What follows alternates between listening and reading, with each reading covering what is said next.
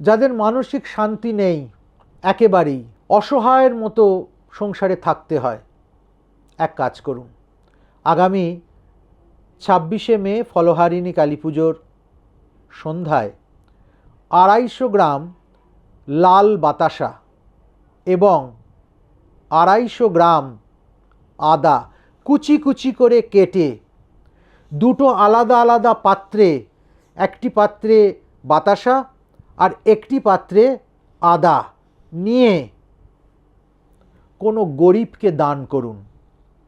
সঙ্গে কিছু দক্ষিণাও অবশ্য দিয়ে দেবেন, না হলে সে ওটা হয়তো নিতে চাইবে না।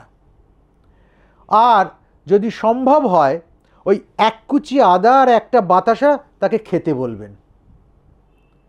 নিশ্চিতভাবে আপনার মানসিক শান্তি আসবে, আর যে ওটা গ্রহণ করবে তারও কোনো ক্ষতি হবে না।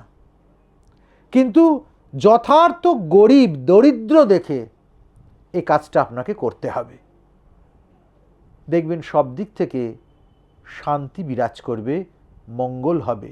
আগামী 26শে মে ফলহারিণীর সন্ধ্যায় এই ক্রিয়া আমরা করতেই পারি মানসিক শান্তির জন্য।